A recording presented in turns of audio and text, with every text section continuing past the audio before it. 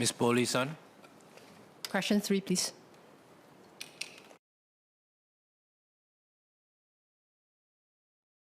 Mr. Speaker, sir, with your permission, may I take questions 3 and 4 on the order paper You together? may. Go ahead. Thank you, Mr. Speaker.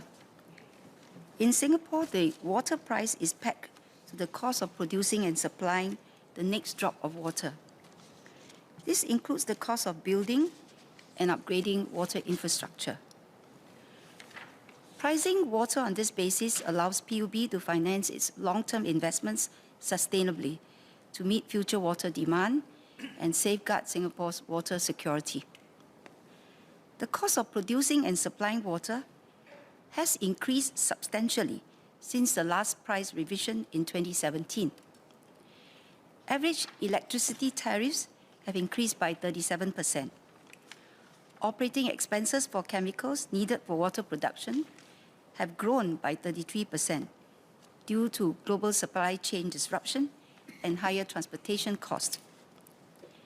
Maintenance expenses have risen by 18% due to higher costs for contracted services. Construction costs have also gone up by 35%. Together, these cost pressures have led to an increase in PUB's operating expenditure by around 30% since the last water price revision in 2017. PUB has undertaken various measures to moderate the impact of these cost drivers. These include leveraging energy-efficient technologies to reduce energy consumption, harnessing engineering solutions to offset construction costs, and optimizing and digitalizing processes to reduce chemical and maintenance expenses. PUB's efforts have borne some fruit. For example, at the new Tuas Water Reclamation Plant, or TWRP, PUB avoided the construction of a long deep-sea outfall costing $650 million by adopting membrane bioreactor technology to treat used water to an adequate standard for near-shore discharge. TWRP will also generate 80% of the energy it requires for used water treatment, compared to only 25% for the conventional Ulu Pandang and Jurong WRPs it will replace. Through enhanced primary treatment of used water and synergies from co-locating with the integrated waste management facility. Despite such cost-saving measures, the cost of producing and supplying water and collecting and treating our used water remains significantly higher than the current water price. An increase in water price is thus necessary to catch up with rising costs. This is why the government has announced the revision of water price by 50 cents per cubic meter in 2 phases in 2024 and 2025, with a smaller increase in the first phase after due consideration for current inflationary pressures. The government will continue to review the water price regularly to ensure that water is right priced. With a full increase in water price by 2025, 3/4 of households will see an increase of less than $10 per month in their water bill. As announced by MOF last week, the government will provide financial support to mitigate the impact of the water price increase and other cost of living concerns, especially for lower and middle income households. This includes additional USAVE rebates of $20 per quarter in 2024 and 2025 for all Singaporean HDB households. The additional rebates will, on average, fully offset the increase in utility bills for 1 to 2 room HDB households and offset about 80% of the increase in utility bills for 3 to 4 room HDB households during this period. With these rebates, 3 and 4 room households will see increases of only about $2 per month in their utility bills. Besides right pricing water to safeguard our water security, it's also important that we manage the growth in our water demand. This is especially so in the non-domestic sector, which will account for about 2/3 of our water demand by 2065. Ms. Polisan asked about water recycling requirements for companies which are large water users and government support for them. From January next year, PUB will mandate minimum water efficiency requirements on new projects in water-intensive industries with high potential for water recycling. By recycling water, companies can recover the cost of their investments over time and enjoy cost savings in the longer term through reduced water usage. Based on estimates, the payback period for installing such recycling infrastructure ranges from 2 to 4 years for wafer fabrication companies and less than 1 year for the electronics and biomedical companies. To better support businesses, PUB has also recently enhanced its Water Efficiency Fund, which businesses can tap to implement water recycling, adopt innovative technologies for water conservation, and conduct studies to identify water-saving opportunities in their operations. This includes an increased funding cap of up to $5 million to support large-scale recycling projects in water-intensive industries. PUB also works with businesses with high water consumptions to identify ways to reduce consumption through their water efficiency management plans, or WEMP. Everyone, individuals, households, community, and businesses, has a part to play in conserving and using water wisely. With right pricing and sustainable growth in water demand, we can continue to ensure a sustainable water system and safeguard water security for Singapore. Ms. Polisan.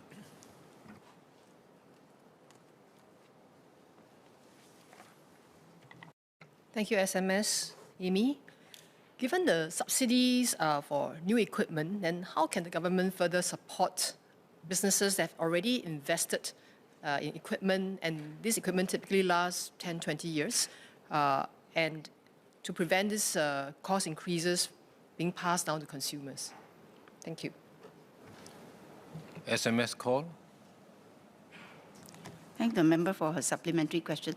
First, let me also say that in addition to the fact that 3/4 of households will see less than $10 per month increase in their utility bills without the USAVE rebate by 2025, actually 75% or 3/4 of businesses would also see less than $25 per month increase in their utility bills as a result of the price revision. Obviously, it varies from businesses to businesses, and it will impact the more water-intensive industries more.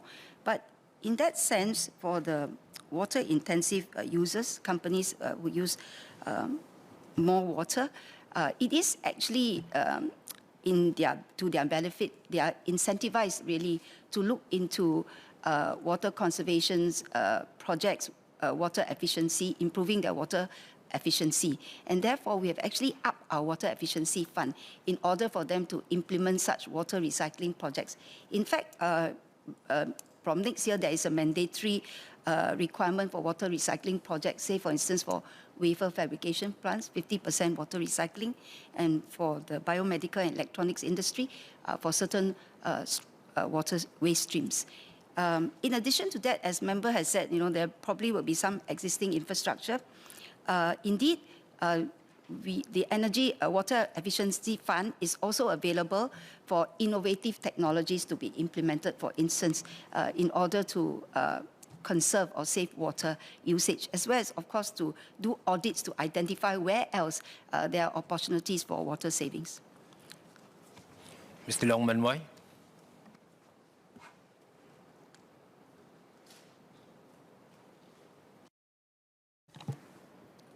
Sir, I have two questions for the SMS Khor.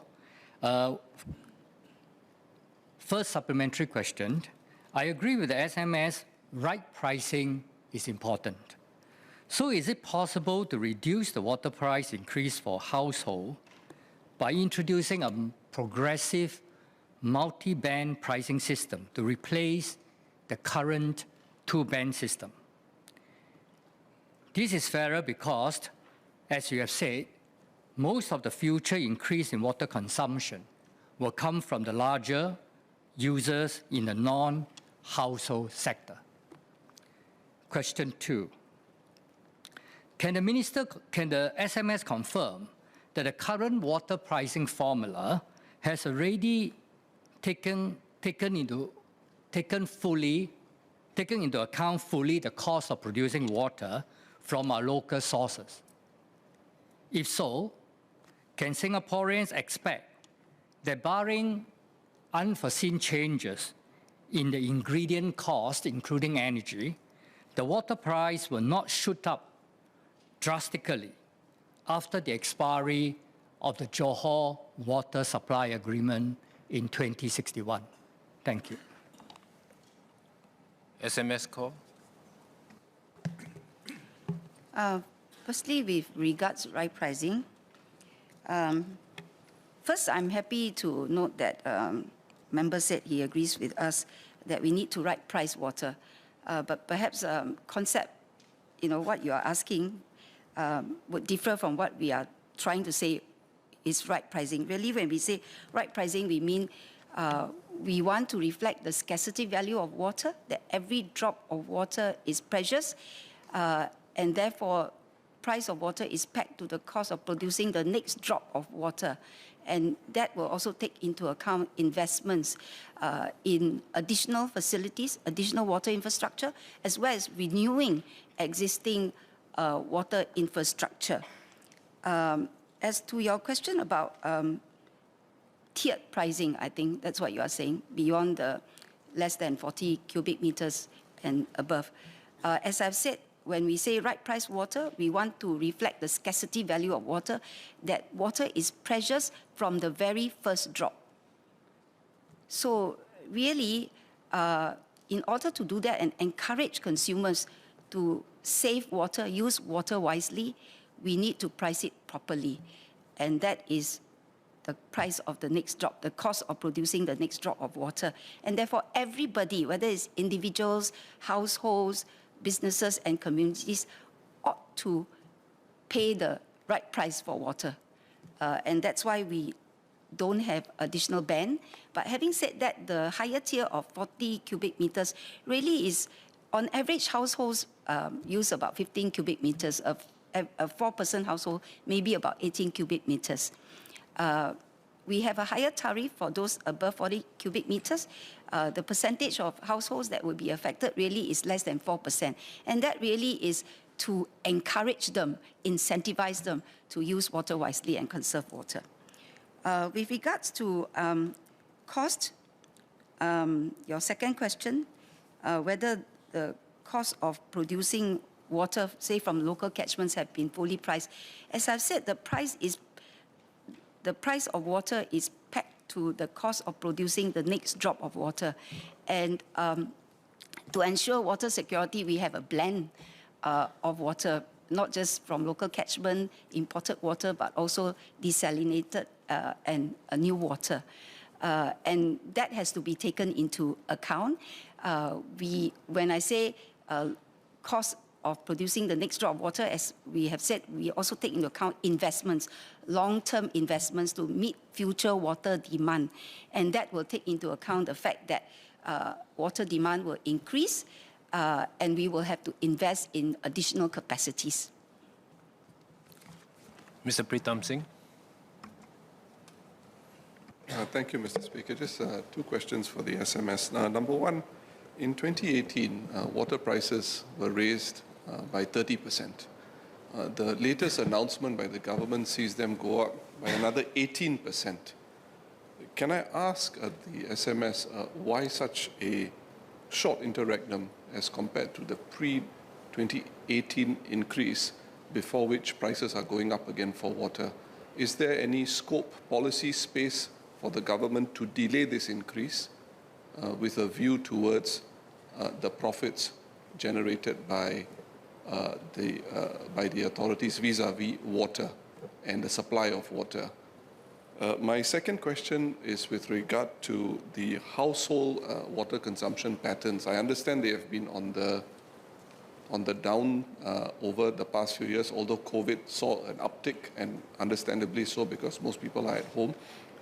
With this as a backdrop, can I query the relevance of the water conservation tax as opposed to the government's implementation of more water efficient features for the household, which is a more effective policy tool to encourage a lower consumption of water and achieve the outcome that the ministry is looking at with regard to ensuring that every Singaporean sees the first drop of water is a very scarce resource.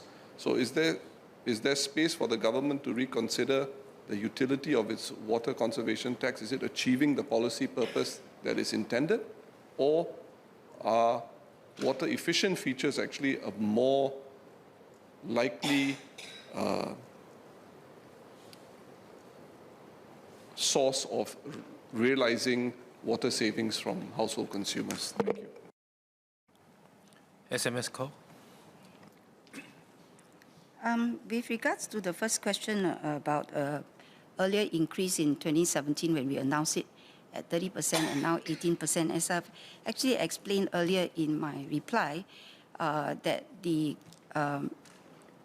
latest announcement of a revision in water price, which actually would only take effect from 1st April 2024, not now, is really due to external cost pressures. And I've listed, increase in cost with regards to not just energy, 37%, construction cost 35%. This is just tariffs. Actual increases could be higher depending on when we contracted, our energy contracts and so on. And then maintenance due to increase due to manpower increase cost, as well as chemicals. So that is the reason why the cost of producing water and producing and supplying water really has exceeded our current water price, and there is a need to have a price revision in order to ensure that PUB can continue to sustainably cover its operating costs as well as continue to make investments in water infrastructure to ensure a reliable water supply as well as water security. And we will continue to review our water price, taking into account, of course, costs and other factors. You were talking about profits. Let me clarify that actually, if you look at the financial statements of the PUB, in 2020, net operating income was positive 10 million, but in fiscal year 2021, net operating income before government grant is negative 109 million, and it has actually widened to negative 264 million. After government grants, yes, it has become positive, but actually, if you look at the revenue, the net income generated, whatever is generated is actually plowed back, reinvested to fund the operating expenditure of the water system, as well as I've said, in terms of ongoing investments as well as additional investment. In fact, it's not enough. Just by way of illustration, if you accrue the net income after government grants for fiscal year 18 to 2022 is 1.5 billion. So some people talk about 2.4 billion and so on net surplus. But say between 2018 to 2022 is 1.5 billion, and actually that is really needed, as I've said, to fund the operating expenditure as well as investments, but actually it's not enough. In fact, the capital investments required to meet future demand is $3 billion.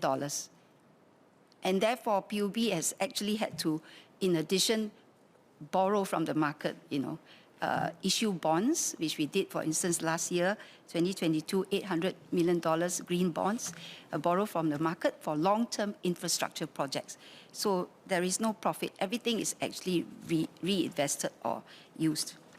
With regards to whether it's better to use water efficiency features, to incentivize water conservation efforts as well as use water wisely, and not the water conservation tax. First of all, the water conservation tax really is a tax, as we have rightly noted, also to incentivize, to reflect the scarcity value as well as to incentivize consumers to use water wisely. But actually, the water tariff, together with the water conservation tax, is actually the price of water, which reflects the cost of producing, supplying water, and conveying water, right? So it is actually part of water price. Then the water bond tax will be for contribution, a tax contribution to the used water system. Mr. Amy Khor. Maybe I'll just add to that, because I did not reply to whether water efficiency features. I would say both are needed. Mr. Amy Khor. Thank you, sir. In the SMS reply, she mentioned that the non-domestic sector account for 2/3 of the overall water demand. If they were able to have further new demand, we are going to continue to tap on the more expensive sources of water, for example, the desal and the recycled water. So I would like to ask the SMS whether should we really look at this non-domestic sector, do a review, or even, if need be, rationalize, so that we will not continue to have this kind of demand where it will consume more of our strategic resource, like water. Perhaps some industries are consuming too much that doesn't make sense for us. And then some of the new investments, when we look at them, do they make sense for us from water resource standpoint? So is the government doing an exercise on that as well to review the mix of our industry, whether it makes sense for us from a water resource standpoint? SMS call. First, let me say that water-intensive industries, industries or large users, consumers of water, doesn't mean that they are using water inefficiently, right? It may be because of the nature of the industry, the processes needed, for like our wafer fab, for instance, where water is needed. But it doesn't mean that they're not using it efficiently. But having said that, indeed, we continue to work with the industries, and obviously the mix of industries really would be something that the economic agencies together with us will have to continue to study. Yeah? But in addition to that, really within each industry, we work with them, PUB also work with them to look at how we can help them to improve their water efficiency, as well as, of course, where it's possible to recycle water as much as possible. That's why for wafer fabrication plant next year, we mandate for new projects, minimum water recycling 50%. And the other industries, we will continue to work with them and see what we can do in terms of technologies and in terms of projects. And that's also the reason why our water efficiency fund cap has gone up to $5 million.